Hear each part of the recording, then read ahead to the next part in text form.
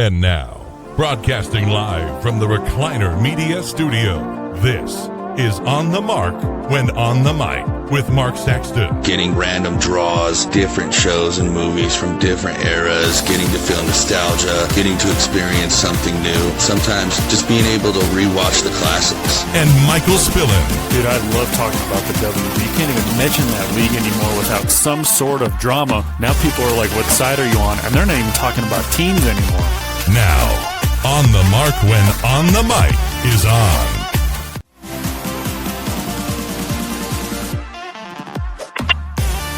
And welcome into On the Mark when on the mic here on the Recliner Media Network. As yes, the episode name for this is Retooling. We're scrapping the old playbook. We're bringing in a new system, Mark. We got different lineups and different everything. So we have a whole new playbook. So we're scrapping the way we did the wheel review. You saw our new intro. So we are just gonna hit this second half of the year on a brand new field, I feel like. So we're off and running. How are you doing? I'm great. I'm glad to finally be back. Got beat up by some storms up here, but man, that intro's got me juiced. I like that. Yeah. So yeah, that was the first time you saw it too. So the wonders of technology, if you will. We got a lot to dive into. It's been a couple weeks. We apologize for not being with you. It's just scheduling, and like Mark said, like storms knocked out his power and his internet. So I lost power a couple days ago, and it has just been a hectic schedule for both of us. So, but we are back here with you this week as we are diving into a lot. The entertainment section of this show is going to be a little bit different as we again retool the wheel review, but I do want to dive into some TV shows, talk about those, and then we are going to spin the wheel review, but instead of us watching different things, we are going to be watching the same thing, which I think is going to make it a lot easier to collaborate and compare notes, and we'll do a whole new segment on that, favorite characters, least favorite characters, kind of like what we do on The Stalking Dead, but we will just do, you'll find out here coming up shortly, but there's a lot to dive into in the sports side of things, Mark, and there is just so much going on. And first thing we kick things off with is what are you watching? And there's just so much to be watching. I kind of want to kick things off with a couple of, I think we've mentioned on the show before, Mark, I am a sucker for speeches and stuff like that. Don't know if you saw how about that? The first NFL preseason game was last week. That is crazy. And Carson Beck looked like one of the Cavender twins should have never broke up with him, first of all. And but besides that, the Hall of Fame obviously induction happened last weekend as well. Again, sucker for good speeches. I thought all of them were excellent speeches. Of course, they saved Drew Brees for last, but man, there were a lot of them. Did you happen to catch it at all? What were your any favorites? Drew Brees got everybody fired up. Like everybody was about to run through a wall when Drew Brees got up there. I mean, he was like, man, the I don't even know how he phrased it. I don't even know if I want to try, but he's like, man, the fluidity of a quarterback dropping back on his left foot and pumping oxygen and this and that, and the verticality of the spiral. I mean, he was just going all in the depth of just what it was like to play football and kind of why he did it. Everybody kind of mentioned they did it for their teammates, and this I thought was one of the better classes that we've had in recent years. Did you have any favorites did you happen to catch any of them? Yeah, I think my favorite was it Vinatieri? Yeah, I didn't know he was that funny. Yeah, with Pat McAfee, and talking about Pat held my balls when my wife wasn't around. I think that was my Bill Belichick. Yeah, dogging on Bill. Yeah, I think that one was definitely my favorite. But you're right, Drew Brees got everybody fired up. Man, nose ball, just got juiced, ready to rock and roll. I think we're all ready to play football after that speech. Yeah. Oh, yeah. Speaking of which, the fantasy football league is set up. So we will be posting that on all of our socials as well. Yeah, so same kind of thing. First place is tickets to a game. Second place is a jersey of your choice. Third place, you get, well, you don't get your money back because it's free to play, but you do get $50. So there you go. Third place winner gets $50. But yeah, I always like when they, especially like guys who have been on multiple teams, I like how they split their speeches up and they say, like kind of like Drew Brees, he only played for 2 teams, but he's like, what, starting with San Diego, I didn't realize he was there for 5 years. I thought it was a lot shorter stint because of the injury that he sustained. I'm surprised he didn't dive into that injury at all in that speech, and that's kind of why. I mean, they had Phillip Rivers on the team at the same time that they had Drew Brees, and after that injury, they're like, yeah, we're kind of done with Drew Brees, and New Orleans picked him up, and the rest is history. But I kind of like how they dive into each. It's almost like a chapter of a book or chapter of their life. Obviously, when they say starting with the Chargers and they dive into everybody they've played with, just how they got started and everything like that. And then obviously Larry Fitzgerald didn't have many sections of his speech because he played for one team his entire career. And yeah, Vinatieri, I mean, one of the greatest kickers of all time. I think he's the all-time leader in points. And one of the rarest feats he joins his former teammate Peyton Manning is in that rare class, Mark, to win a Super Bowl on 2 different teams. He won one with Peyton Manning in Indianapolis, and he obviously won 3 with New England before he got to Indianapolis. And again, I thought he got to Indy way after 2006, but I guess I was completely wrong. And of course, Luke Kuechly, who sparked a lot of debate getting into the Hall of Fame this year, only played 8 seasons, but they were 8 impactful seasons on the defensive side for the Carolina Panthers. And then of course Roger Craig was the senior finalist, and he was there, but he pre-recorded his speech because of all the kind of the health issues he's going through. But yeah, a good class. And yeah, I didn't know Adam Vinatieri was a stand-up comedian. Yeah, he's got the jokes. Like I said, I think that was my favorite part. I agree with you. Absolutely. I love this class. I think it's my favorite class in a few years. But a lot of great dudes. And like I said, I just can't get enough of Drew Brees. An all-around good dude. I don't really think anybody how can you hate Drew Brees? You know what I mean? That's one of the guys. And like I said, knows ball. And just I think he was one of those quarterbacks where, obviously only winning one, but had so much success where you were just rooting for him the whole time. You know what I mean?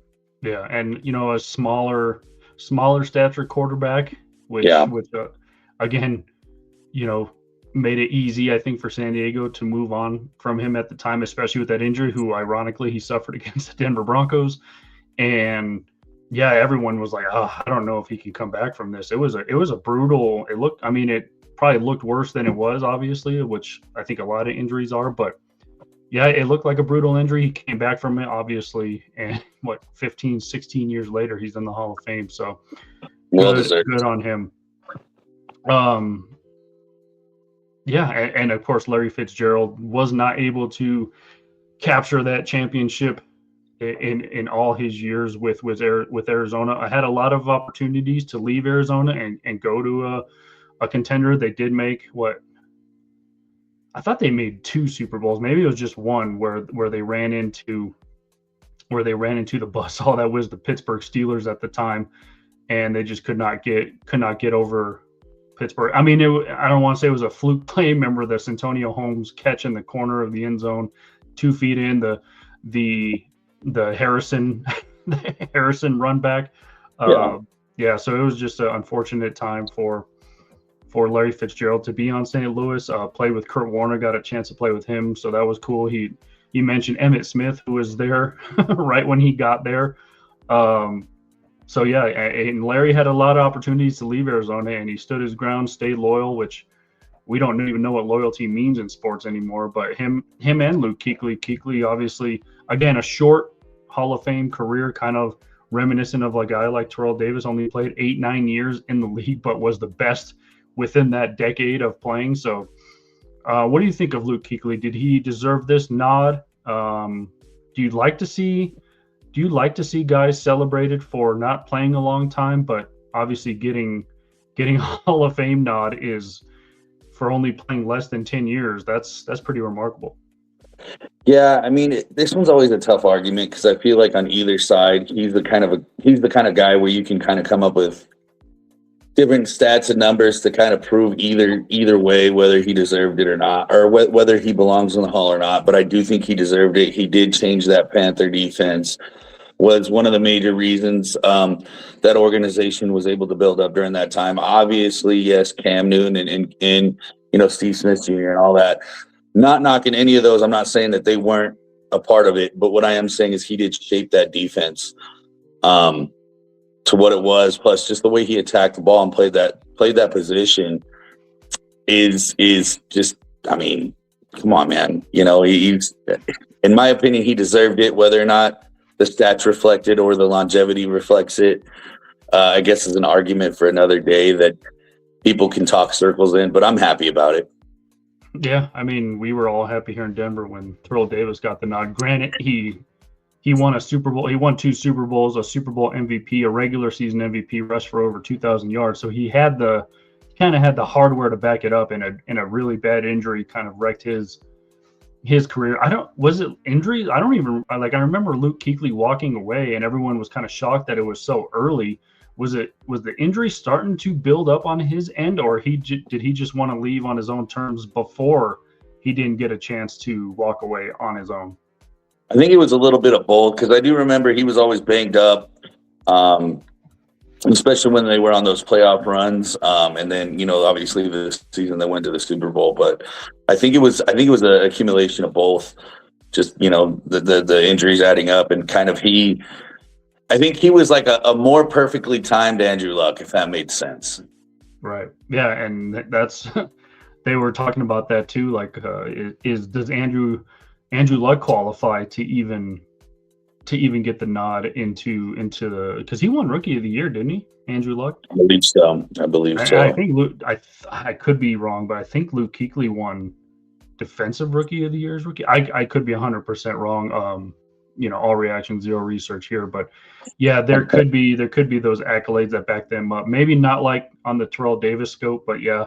So a good class to get in. I also like the part of the speeches where they mention the other guys they're getting in with. Like Drew Brees in his speech said, dissecting defense and stuff like that, seeing if guys are going to come this way, that way, and then he's like Luke Kuechly, and so it's kind of cool when they mention other dudes. So and obviously, watching these speeches is the kickoff to the football season, so we're here, Mark. Yeah, absolutely. Going to another favorite part of the year. Just before football, NFL and college getting ready to kick off, and the summer's finally cooling down. Being in Arizona, so kind of that sweatshirt weather, nice little breeze, and it's football. It's football year. Yep. So here we go. What's on your watch list to start? To start off, I'm going to go the MLB. Obviously, as a Padres fan, wasn't too crazy over the deadline. I know that's been talked about till everybody's blue in the face, but argue this and that about the Dodgers, but losing 8 out of the last 10. The Padres were like 17 out of first. Now they're only 8 out of first, sweeping the Brewers, hottest team in baseball right now, by the way. Locking in that second wild card slot, and just playing good ball as of late, right? Fernando Tatis Jr. coming to life, Jackson Merrill coming to life. The arms are doing their part. Adding Mize and Robbie Ray helps the cause. It wasn't who everybody wanted, but they could be the guys who we needed. So I'm excited, getting ready to wrap up baseball. Getting ready to go into baseball postseason. Can't wait. Yeah, I'm excited to watch at least one of the teams I follow, the Chicago White Sox, who probably, if you ask a casual fan like me nowadays, couldn't name one person on the White Sox roster, because they literally, like the name of our episode, Mark, retooled and just shipped everybody out. I mean, Luis Robert gone. Jose Abreu gone, just everybody gone. Dylan Cease, who's a Cy Young candidate now for Toronto, gone. See ya.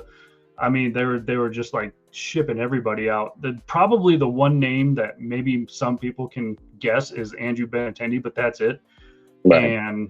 And so yeah, they're fighting in the AL Central right now at the like 62 and 57 last time I looked. So hopefully they can get it done. But yeah, going back to the trade deadline really quick, everybody's just kind of shitting on the Dodgers for some people calling it cheating. Like I don't call it. They're not breaking any rules, Mark. So how can you be cheating? They're the Dodgers. They're the Yankees of the National League. Yankees actually had a pretty quiet, subtle trade deadline. I mean, I know they brought in a couple arms and stuff like that, and some lineup depth, but besides that, they didn't make much noise. Obviously Skubal going to the Dodgers made major headlines. Now, I don't know if you can call it karma, Mark, but they've struggled since acquiring Skubal, which a lot of people are happy about. But I mean, they're just taking it. I don't even know if it's taking advantage of the system, Mark. They're using what they're given. And that is no luxury tax, no salary cap. I mean, there is a luxury tax, but there's no salary cap. And they're just, I mean, they win, Mark, because they're able to do this. Now, I get it. Like 3 of their players make more than like 4 teams combined, which doesn't seem fair. But, you know, even when they signed Shohei Ohtani, I forgot the phrase, but, you know, he put a lot of money on his contract at the back end. So they were able to do this. Yeah, the deferred. He deferred a lot of money to his freaking outrageous contract. So they're able to spend money up front on guys if they needed help. So, yeah, I don't call it cheating. I don't even call it taking advantage. I heard Jeff Passan, one of my favorite baseball insiders. He was on, I think it was like All the Smoke, randomly on All the Smoke podcast with Matt Barnes. Like I was like, why is this baseball guy on All the Smoke? But I mean, he did bring up a good point. Like this was probably the last straw into a lockout next year. We might not even see a pitch thrown next year because of salary cap issues and stuff like that. So get in your baseball now, Mark, because there might not be any next year. Yeah, it's the whole thing's a mess, and you're right. I as much as I hate the Dodgers, no, it's not cheating.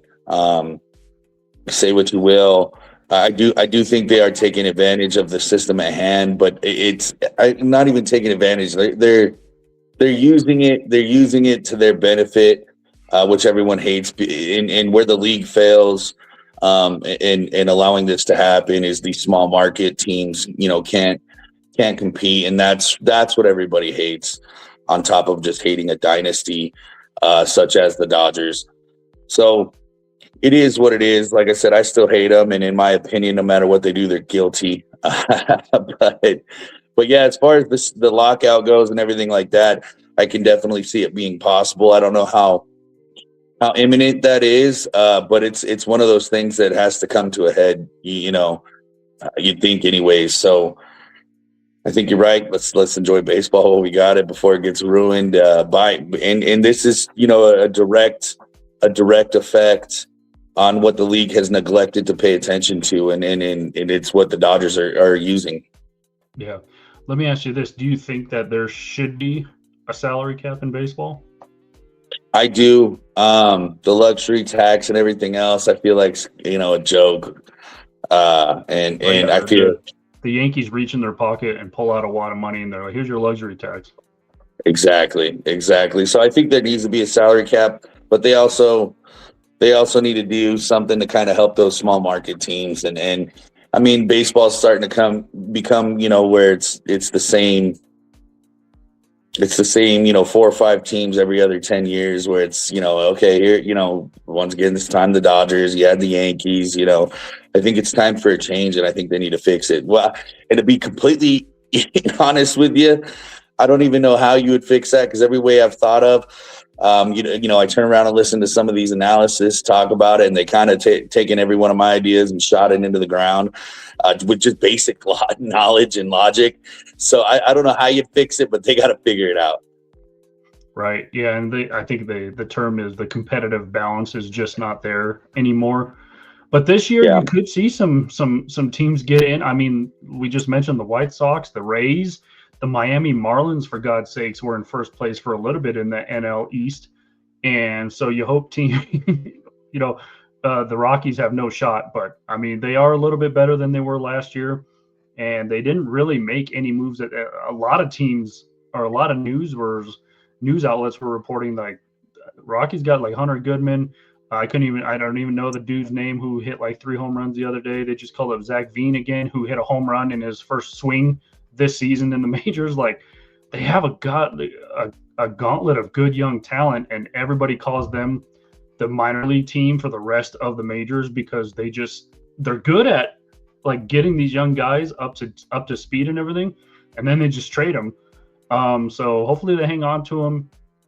They're already like 10 games better than they were last year or something like that. So will it be 3 consecutive 100-loss seasons? There's still a possibility, but they are a little bit more exciting to watch. But yeah, they're not going to go out and trade for a Skubal or enter name here. They're not going to do that. They are part of that small market class, and which kind of sucks. But they've tried back in the day. It's not like they have never tried. They made a big free agency splash in the mid early 2000s ish when they brought in Mike Hampton and Denny Nagel, and they were like, these are the pitchers that are going to get us over the top. Denny Nagel struggled a lot more than Hampton, and then Hampton hit 12 home runs one year as a pitcher, so he was one of those pitchers who raked category. But yeah, there's just not a lot those small market teams can do. I guess what is the reason? They just don't have the money. They don't have the Rockies sell out all summer long. So do they just not have the money? Do they think just pieces aren't going to work? Like, why can't these smart market teams make these moves? Yeah, I think a lot of it does come back to the money. I mean, yeah, you have sold out stadiums and things like that, but a lot of them are made off of a lot of that big money is made off the TV revenue and things like that. I mean, damn, I think the Padres the last like 5 seasons had botched contracts with TV channels, and they were on Bally Sports, and then they were on this or that, and then the MLB Network. When you're on them, they take their chunk. Like I think the Yankees have like the Yes TV or something like that out of New York. I mean, these contracts get botched all the time, or the TV channels or stations can't match the money that's needed to go into it, the sponsorship, all of that I think comes into play, and that does kind of handcuff these organizations where you're not all the way down to scouting. You know what I mean? Where you're not able to just compete, let alone at a trade deadline, trying to match someone's $200 million contract. Yeah, so we will see what some of these small market teams like the Miamis, it's kind of weird to say Miami and even Denver is a small market team, but they are in the class of baseball. But hey, the Walmartins have bought into the Rockies a little bit, so we could see an upswing in moves see some at a later date. So yeah, and they own the Broncos right now, so they bought a little piece of the Rockies. So maybe changes are brewing. But until then, yeah, it's just going to be a shithole for a while. Yeah. So one thing I obviously want to break up, you kind of heard it in the intro there as well. I don't know if I should put this on the watch list or do not watch list. I don't know, but I don't even know if it's becoming a joke or not at this point. But the WNBA has just become centered around just drama and politics and now gender, I guess, is the most PC way I could say it, I guess. Obviously centered a couple weeks ago, Sophie Cunningham came out and said we're not gonna dive into all this. We're not gonna share our beliefs, but I am gonna ask you, Mark, are you gonna declare for the WNBA draft next season? Hey, you know what? I've thought about it. I think I'm gonna start running again and start getting on that treadmill and doing some heavy lifting. I don't see why not. Yeah, and this kind of all stemmed by Sophie Cunningham. I don't even know. I couldn't even tell you where she was. I don't remember if it was like a practice. I think availability, or I don't even know where she said this. to be honest with you. But she said, girls should stay in. I'm paraphrasing. Obviously, girls should stay in girl sports. Men shouldn't be able to compete against women. Yada yada yada. Which basically, she didn't say anything about transgenders specifically, but of course, everybody went that direction because there are some transgender male turned female playing in sports and quote unquote dominating. I don't know what league it is, but I don't know if you saw that one person who's just dominating this women's league, like dunking on people. Like, it's crazy. So it is just, it's a huge topic right now. Everybody's calling for Engelbert, the commissioner of the WNBA, to be fired. No really, I guess, statement has come out from them. I think I saw something the other day, but really nothing has really come out from the league office, who just came out and said that, I don't know. And then our old boy Enes Kanter. those memes have been hilarious. I don't care what side of the fence you sit on, they're funny. Yeah, and Royce White came out, who I think like plays in Ice Cube's 3-on-3 league. So this is what Enes Kanter said. He came out. It looked like a full-blown like WNBA studio. Obviously, it was computer generated, but he came out wearing a WNBA hoodie, and this is what he had to say. If simply stating who you are, declaring who you are, is that's all that required, then I meet every single requirement necessary to compete in the WNBA. My team and I have carefully examined the WNBA's eligibility criteria and governing framework surrounding self-identification and inclusion. Based on the current guidelines, I can and officially declaring my eligibility for the upcoming WNBA draft in April 2027. I know my presence on the court will stir up some strong opinions. I'm definitely not here to make fun of, or disrespect any community or personal choices. I am simply asking that the current rules be applied equally to everyone. The rules that represent the very values many WNBA players and coaches have publicly advocated for. My team and I are prepared to ensure these guidelines are applied equally, consistently, and without exception, and I look forward to the WNBA honoring its stated principles. See you at training camp. So that was Enes Kanter Freedom. If you don't remember him, played on a few teams, most notably the Boston Celtics, New York Knicks, teams like that. But I mean, what did you first think when, I guess, number one, what did you first think when you heard Sophie's comments? And everybody's kind of shitting on her now, like the whole LG, I can't even say it 10 times fast, but that whole community is against her now.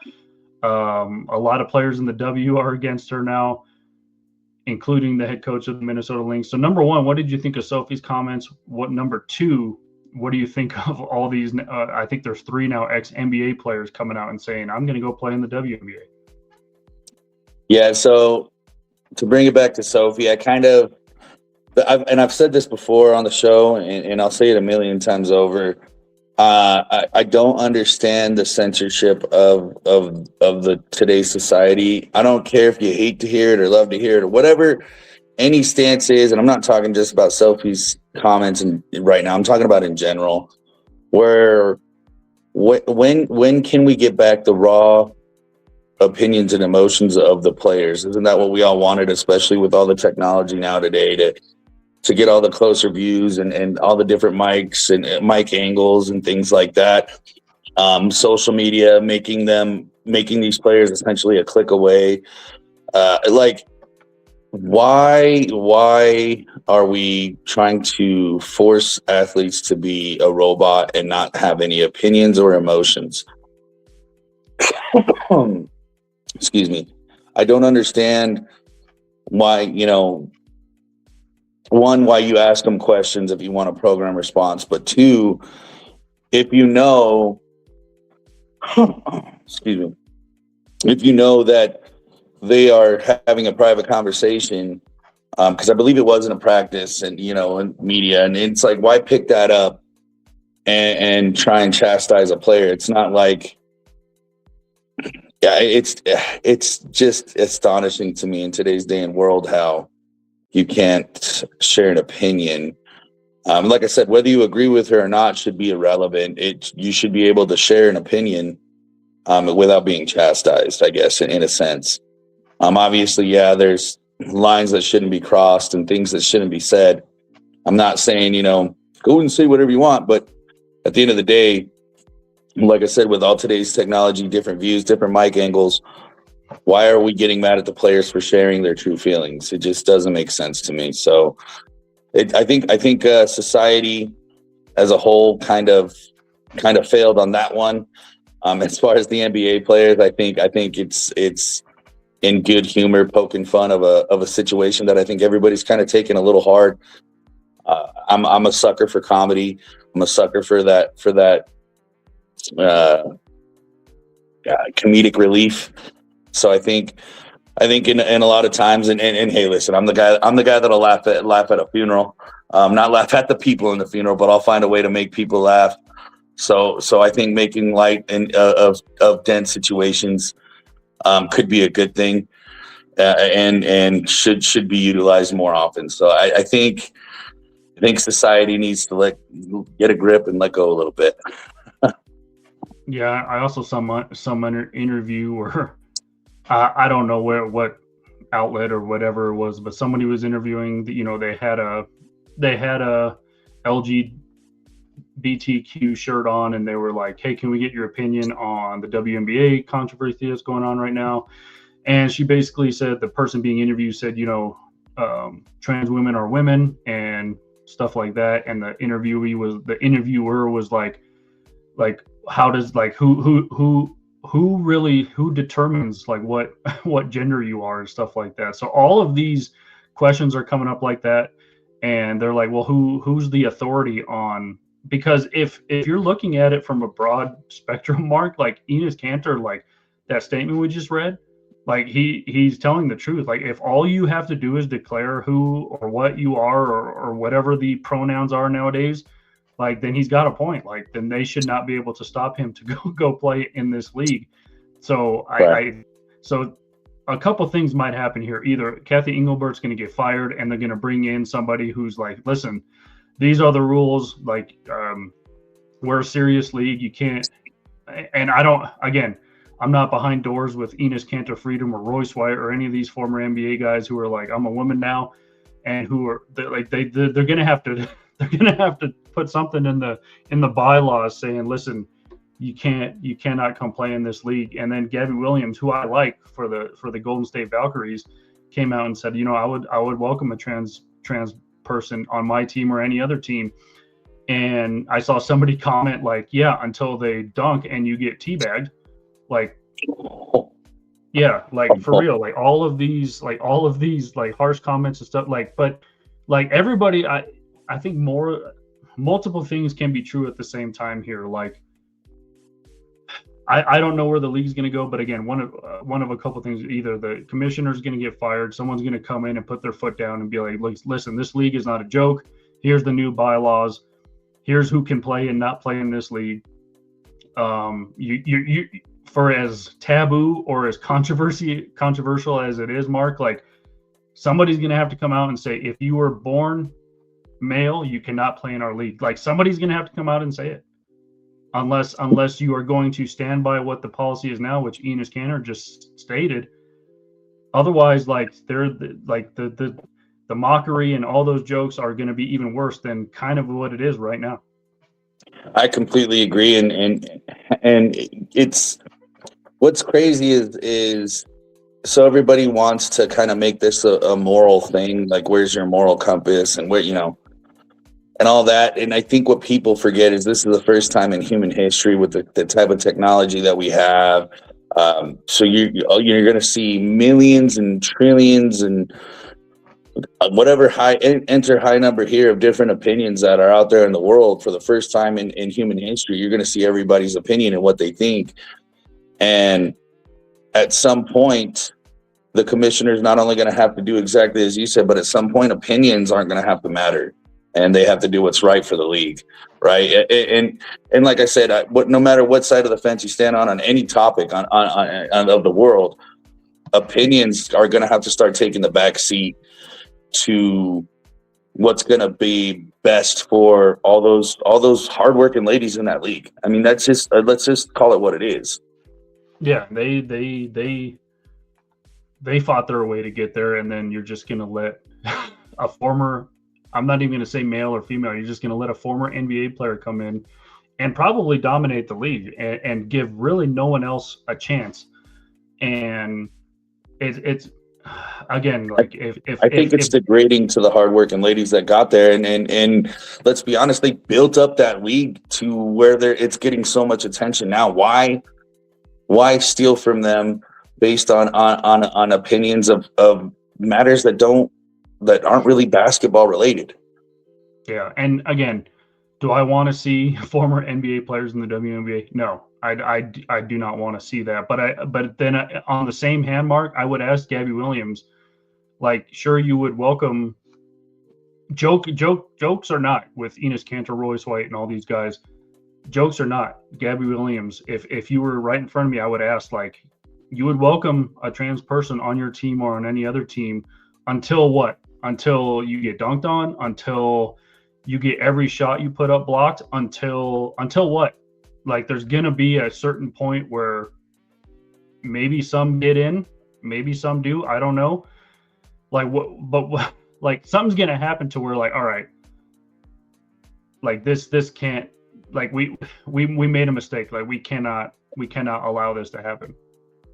Agreed completely. And like I said, I think especially we had talked about recently on this show how much that league has been built up. Why steal from that credit? Why take away from those ladies that threw their entire lives into this thing and make a mockery out of it with these, joke, like you just said, jokes or not, and people coming in and trying to ruin things. Like, let's give these ladies their flowers, and let's let them have their moment in history with how they're building up the WNBA. Yeah, and somebody asked me, I think it was at the family reunion I was at a couple weeks ago, Mark, like, what do you think of the same topic, the same issue? And I said, honestly, like, I would not be surprised, Mark, in the next 5, maybe less, maybe more years, like, I honestly think the trans community are going to have their own sports league. Like, that's the only kind of way you can kind of put this to rest, kind of put this to bed, is just somehow create a league to make it fair, not only for, I guess, the biological women that make up the WNBA, but the people who are finding themselves by finding themselves transitioning. Like, I think they're going to have their own league at some point, and I think that's not a bad thing. I think that's the only fair way to kind of put all of this to bed, is to have someone start up a league, and then there will be no more is this person welcome, is that person welcome? Like, I honestly think that could be coming down the pipeline here soon. Yeah, I agree. And another thing too to throw into it, it's like, this thing hasn't, this is the first time in history, in sports history and world history, this really is becoming an issue. So right, wrong, good or bad, no matter what side you're on and how you think about it, why not? They've came up with flag football leagues. There's the little rubber dart leagues that they're throwing. I mean, cornhole came a long way. I mean, everything's evolving. Is the lingerie league still around? Yeah, I think so. And that thing, you know what I mean? I mean, look at, arena football came a long way since it first started. Hey, I've watched a couple PWHL games, the women's hockey league, and man, those are some good hockey players, man. And I think that league's on the up and coming too. See, and that's what I'm saying. Everything's so new, and I think due to the digital world, everybody's become extremely sensitive when opinions are questioned, because we're not really arguing facts anymore, right? We're arguing opinions and emotions, and I think this is the first time in human history, because of the digital world, people don't quite know how to react. So they've come up with more and more communities, if you will, where there's more groups to do things, and not just in the sports world, but in everything, right? So I definitely see it going that way, where why can't we do our own thing? This little group over here, or this big group over here, whatever it is, why don't we go do our thing? Yeah. So, all right, I'm moving on from the topic that had me sweating out of my fingernails. Another I think we danced around it pretty good.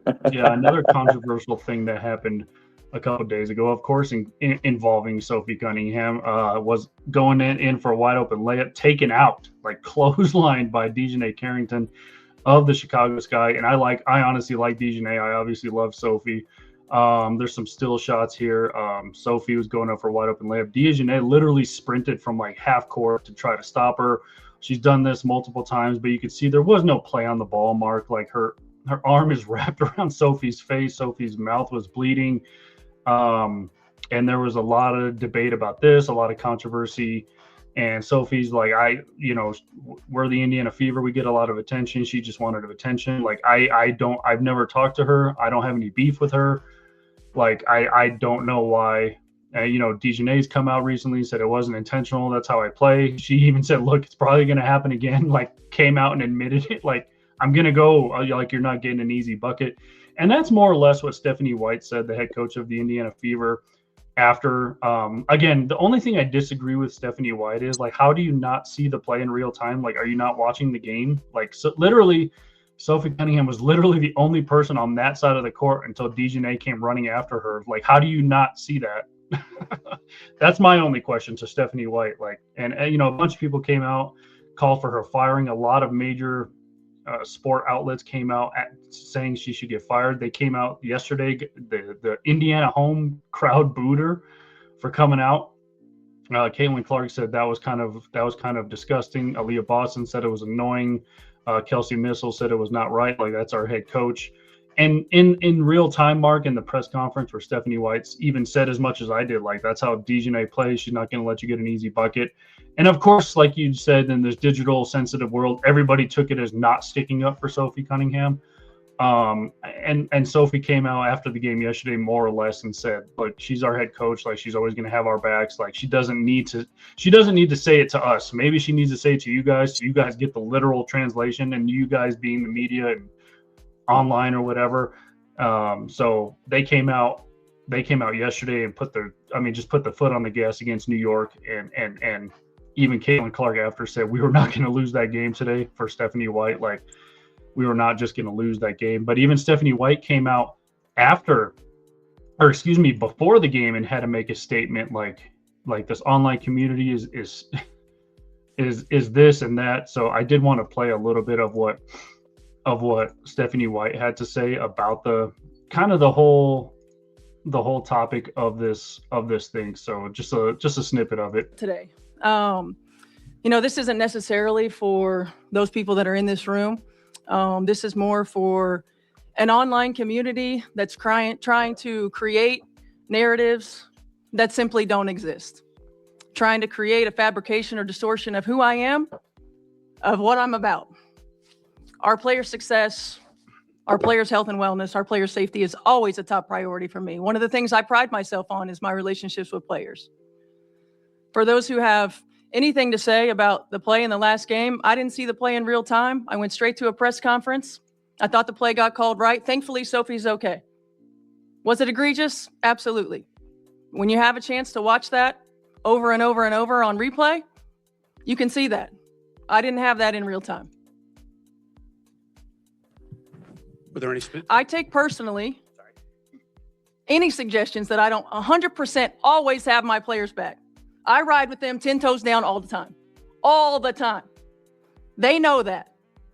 It's a shame that we can't have an opportunity to talk about what great basketball they're playing. Because they are f***ing playing.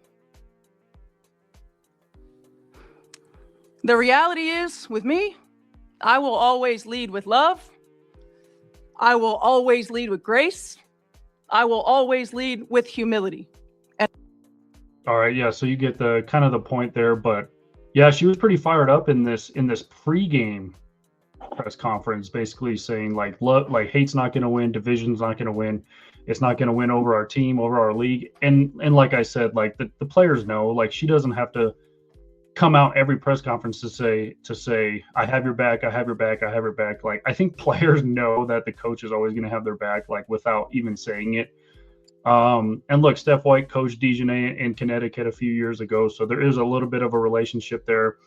I honestly think it's kind of squashed, but of course, like you said, the sensitive digital online community didn't even like that press conference. Like, found ways to chew that up and spit it out and say, well, why didn't you say this? Why didn't you say that? So like kind of what you're going off of too, Mark, is like nobody can win like anymore. Like you just can't win.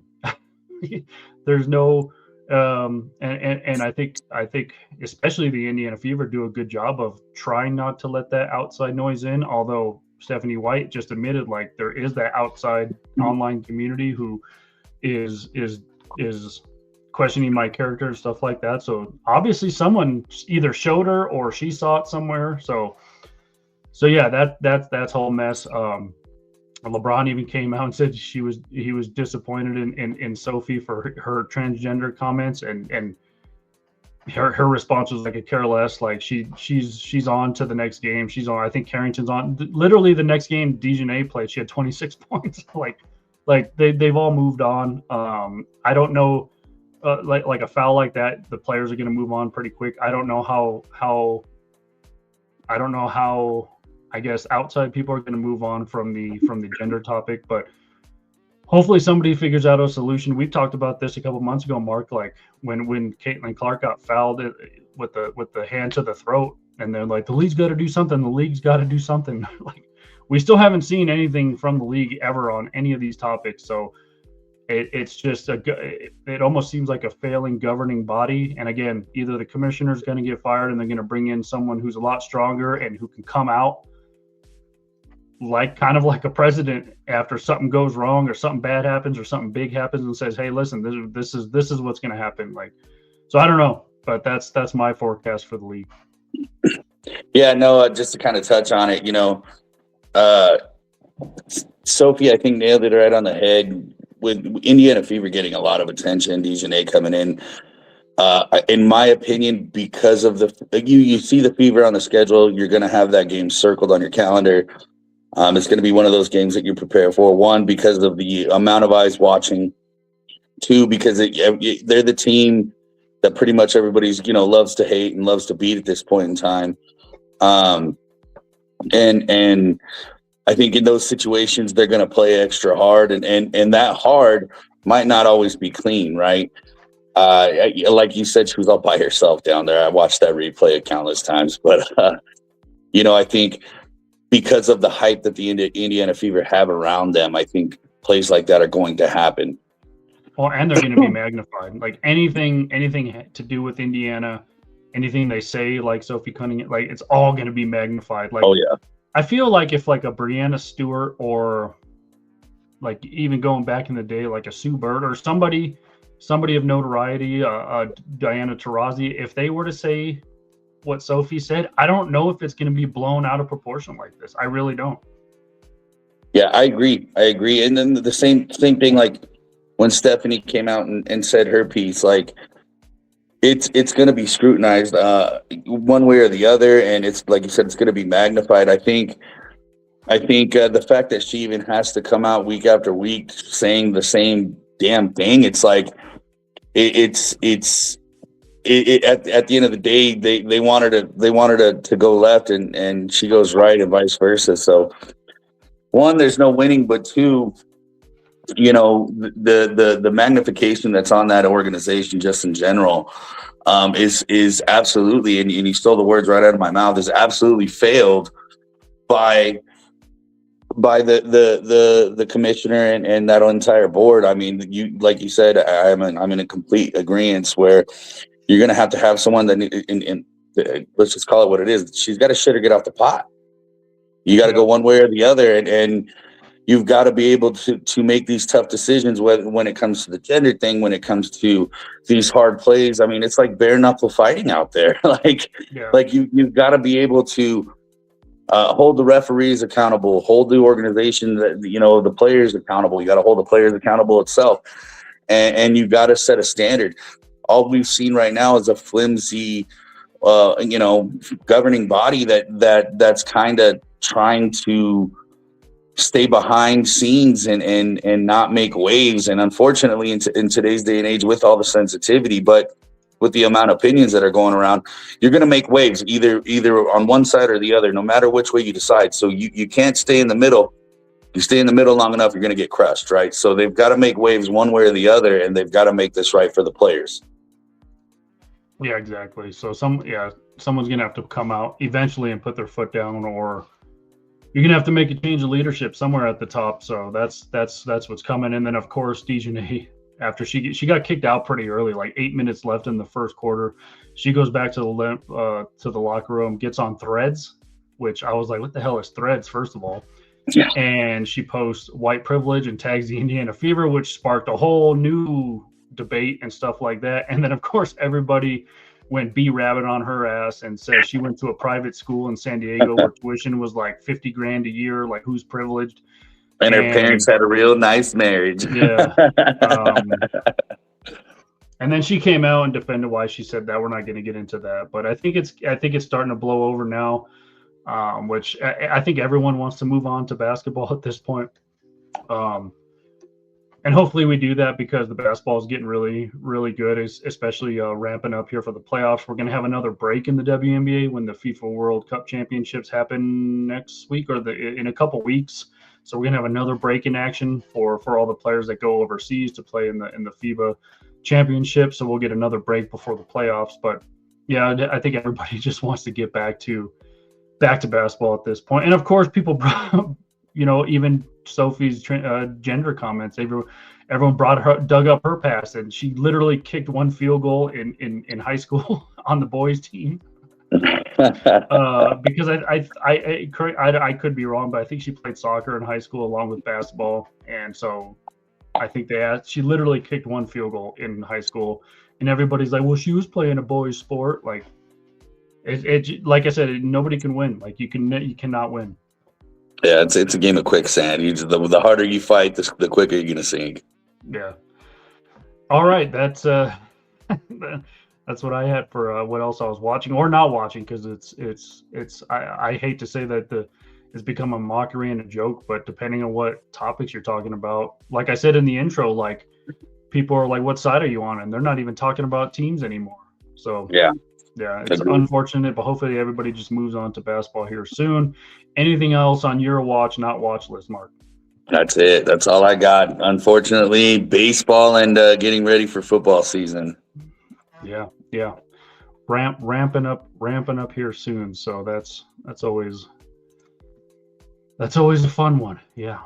And then we have speaking of Hall of Fame introductions, we have the NBA Hall of Fame introductions this weekend. Carmelo Anthony, Amari Stoudemire, two of the bigger headliners getting in. I want to say Candace Parker, but I could be 100% wrong. It's Della Dawn who's getting in this year. I think Candace Parker was last year. But anyway, speaking of Candace Parker, if you really want some good WNBA insight, listen to her and Aaliyah Boston's podcast. I think it's called Post Moves. It's really, really good. And they even touched on the topics that we just touched on, because Candace Parker's been kicked out of a few games in her day. And Aaliyah Boston's like, what do you do when you get kicked out in the first quarter? Like, what are you supposed to do, like, when you go back to the locker room? So if you want to go to dinner, if you want a good insight on not only just fun topics but WNBA topics, listen to Post Moves with Candace Parker and Aaliyah Boston. It's really good. So there you go. All right, let's move on to the entertainment portion of the podcast. Like we mentioned at the top, we'll kind of be retooling these over the next couple of weeks. So instead of spinning two different wheels, we're just going to spin one, and we're going to watch the same thing. But before we do that, we're going to do movies this week, just because I want to get your opinions on some of these TV shows. I saw a post, I forgot what social media outlet it was, Mark, but it said the top 50 TV shows that a person should watch in their lifetime. We'll go through the first reel here. So we have Arrested Development, Deadwood, Americans, Atlanta, and MASH. Have you seen any of these? Obviously Arrested Development, because I had to watch a whole shit ton of that. But any other of these do you recommend? Have you seen? Do you want to see on your list? Yeah, so the only other one I've watched and the only bits and pieces of it is MASH, because my father would just watch MASH like all the time. Great theme song, by the way, but never really got into it. So, but the others I have not. It's funny. Well, besides Arrested Development, right? Yes, Arrested Development as well. Yeah. I heard Deadwood is good. Never even heard of The Americans. I think I've heard of Atlanta. Arrested Development, I'm good on for a while because I had a, like I said, well, it got weird towards the end. That's all I'm gonna say. MASH is funny because I've been watching that series lately. Nice. Yeah, my grandpa used to watch it. Just it was on the TV always, and Yep. So yeah, that's kind of been on the. It's on like the Disney Hulu bundle thing. So if you're wondering where that is. All right, next reel we will go to this one: True Detective, Frasier, Buffy the Vampire Slayer, Curb Your Enthusiasm, and Hannibal. The True Detective series is fantastic, especially the one with Matthew McConaughey and Woody Harrelson. The last one was really good as well. I forgot what the season was called. Never got into Frasier, the spin-off of Cheers. Never really got into it. I've seen a few like maybe unfinished episodes here and there. Never got into Buffy. Never got into Curb. I heard Hannibal is really good because the dude who plays Hannibal, you can see in the picture there, he was in the first Doctor Strange movie, and he was also in something else. I can't remember, but really only True Detective is the only one I've seen on this list. And a couple, I want to say 3 of the however many seasons were really good. Yeah, I've watched Frasier once again. My dad was a huge fan of Frasier, so I've watched plenty of that. Really never gave it a chance one way or the other. There was some funny episodes I've seen. Watched Buffy growing up in the 90s, so watched Buffy, a lot of it. Didn't really, I don't know, it's not that I didn't get into it, didn't really pay attention to it. And then they had the spinoff of, the Angel show and things like that. Never watched True Detective. I've seen clips of Curb Your Enthusiasm. It looks funny. Never been able to give it a shot, and never tried Hannibal, but I have watched a couple of trailers on Hannibal. But yeah, just never got a chance to watch it.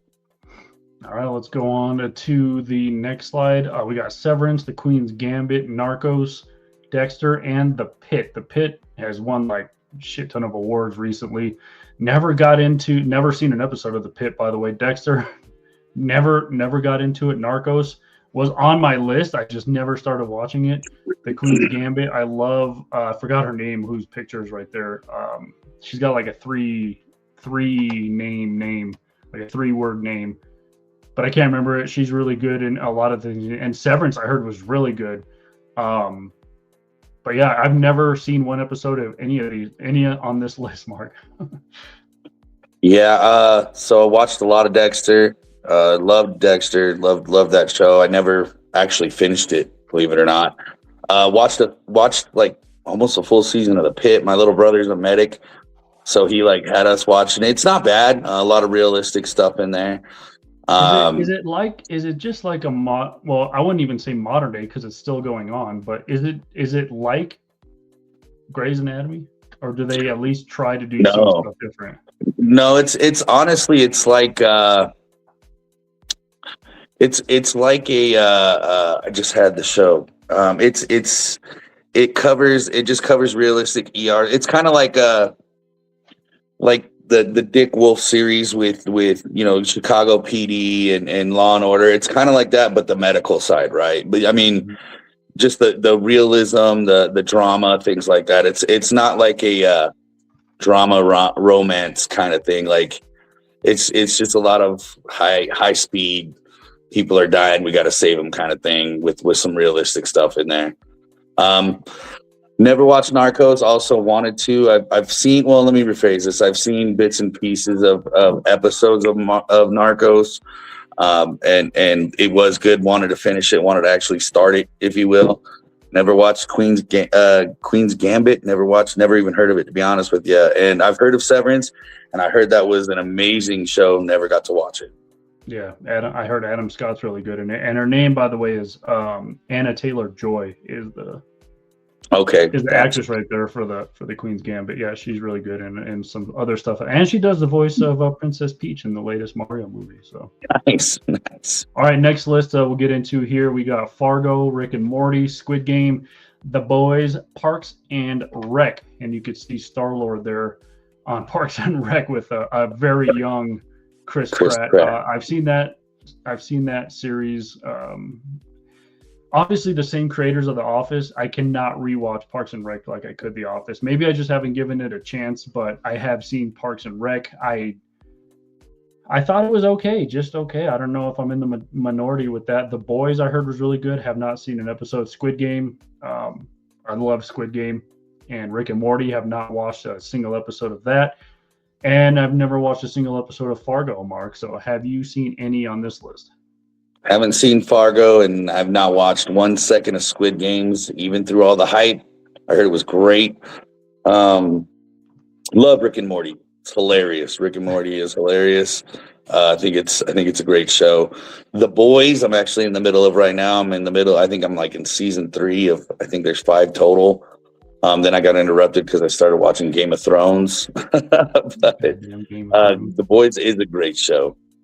And then Parks and Rec, I'm kind of on the opposite side of you. I could watch it as much as I rewatch The Office. I think it's hilarious. I think maybe I need to give it another chance, but I loved it. I loved it, and obviously Chris Pratt is hilarious in there. So and great show. I love what's her name?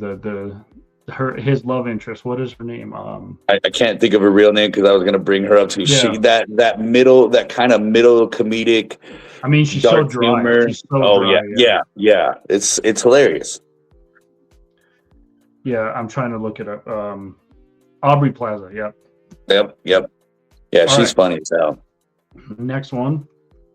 The Crown, Fleabag, Lost, The Last of Us, and Sherlock. Never seen one episode of The Crown. Heard it's really good. Never even heard of Fleabag. Nope. Lost, obviously. I love Lost. That'll be always in my top 5 forever. The Last of Us is super duper good. I cannot wait for the new season coming out. I think it's either the end of this year or the beginning of next year. Obviously, Pedro Pascal is just awesome in everything he touches. Sherlock, I heard, was really good with Benedict Cumberbatch. If you don't know who that is, he's the dude who plays Doctor Strange. I heard that's really good.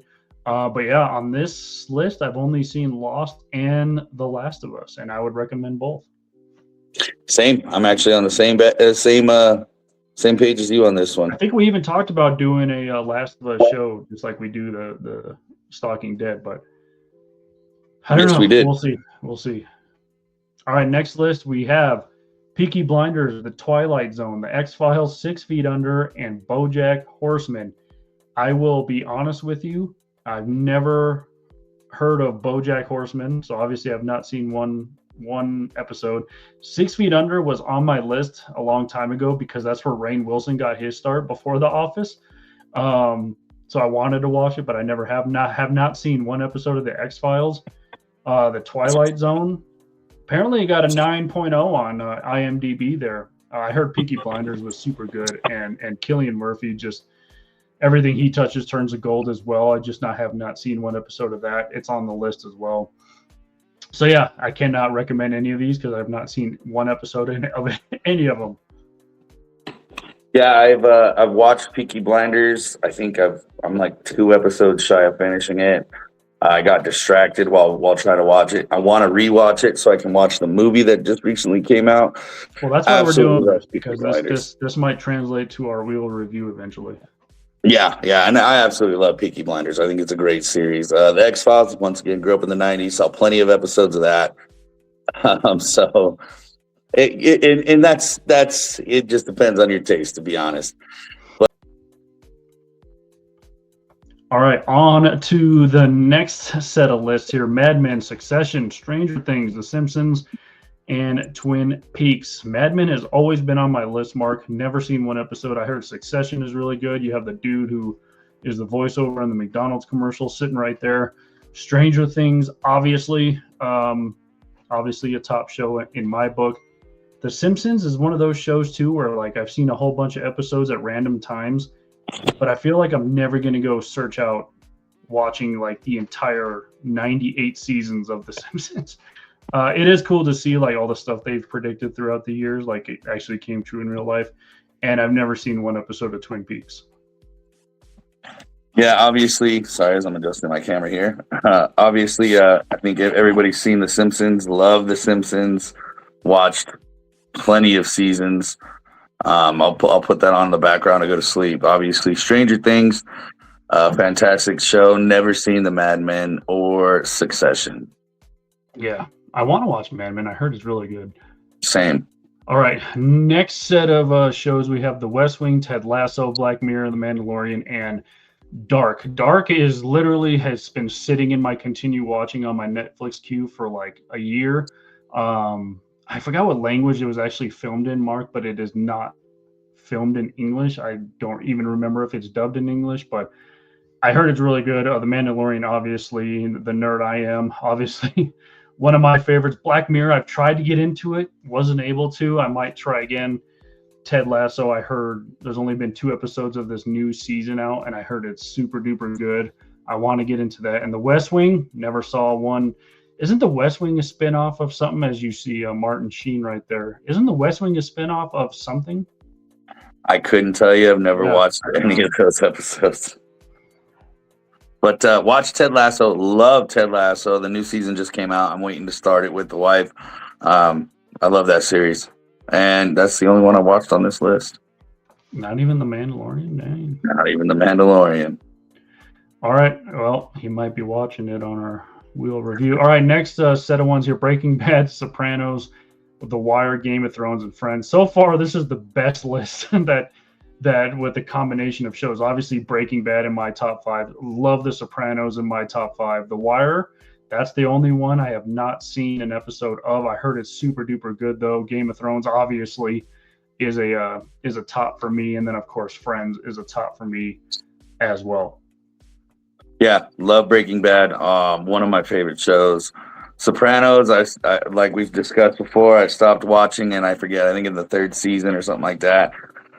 In the middle of the Game of Thrones now, love that. Love Friends, think it's hilarious. Never watched one episode of The Wire. Yeah, so we're almost on the same page. All right, last and final set of here. This one might break the one we just saw. This is a really good list.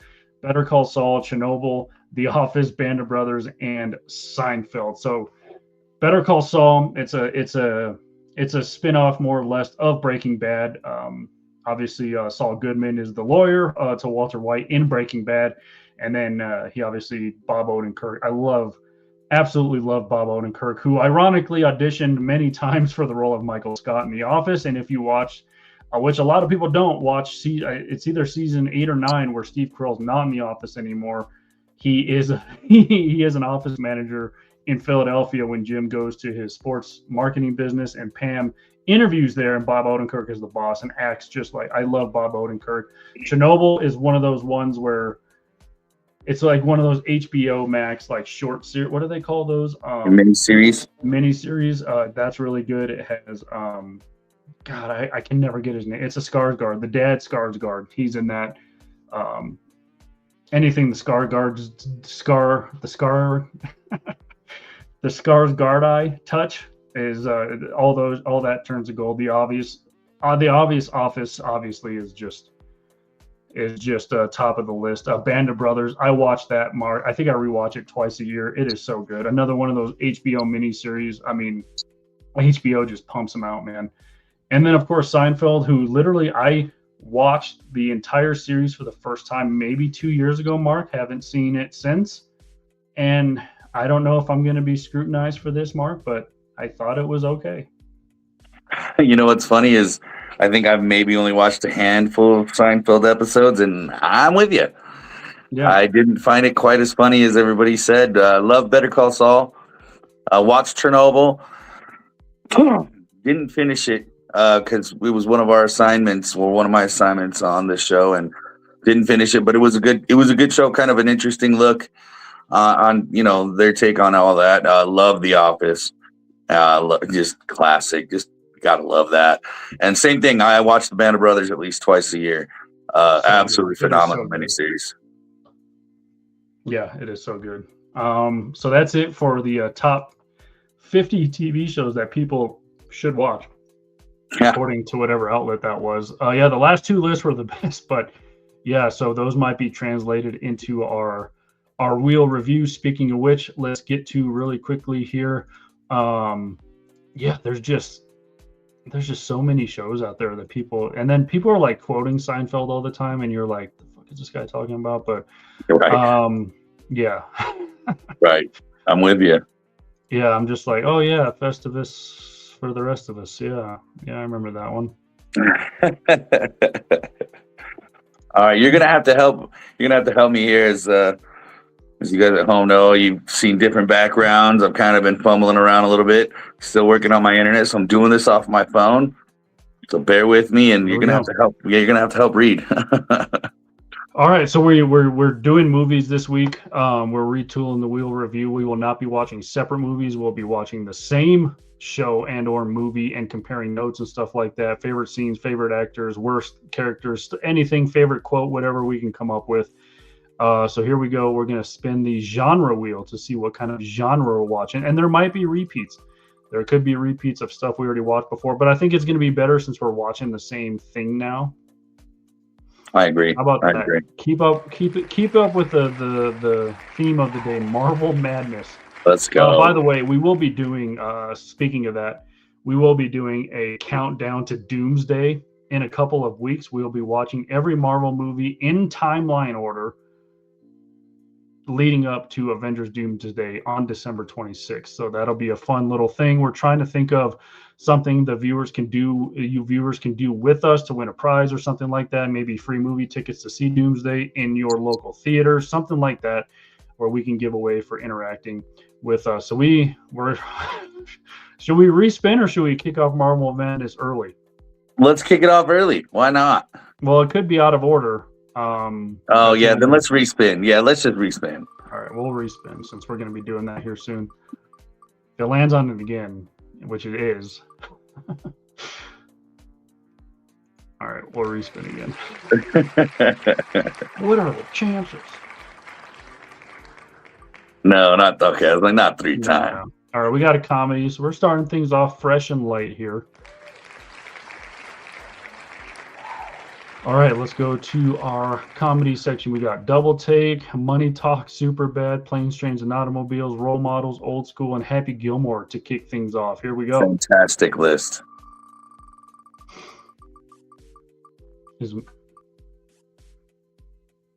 Ooh, Happy Gilmore. There you go. All right. So easy. So a nice easy one to kick off our retooling of the wheel review. So we'll be watching Happy Gilmore for next week right here on the mark when on the mic. So there was so we'll probably include some of those TV shows in our wheel for next time, but yeah, we're kind of retooling things here. I hope you liked some of the new changes and stuff like that, and yeah, hope you will be getting out hopefully an episode of Stalking Dead here in the next couple of days to continue that. We'll be recapping the first 3 episodes, new episodes. Yes, there's new Walking Dead episodes, Dead City, which is obviously centered around Maggie and Negan fucking around the streets of NYC. So literally farting around because there's a bunch of methane. There is. Yeah. So there you go. But that's going to do it for us here on the Recliner Media Network. Thank you for tuning in, rolling with us through these changes, through our schedules and stuff like that. We really do appreciate it. Don't forget to follow, like, subscribe to all of our socials, Facebook, X, Instagram. Subscribe to our YouTube channel. Follow us on TikTok. And then obviously where you get your podcast as well, Spotify, Apple Podcasts, and Amazon Music. Mark, any final thoughts before we get on out of here? Like you said, just glad to be back. Thank you, everybody, for your patience. And let's jump into this new look and these new assignments. There you go. For Mark Saxton, I am Michael Spillin. We will talk to you next week.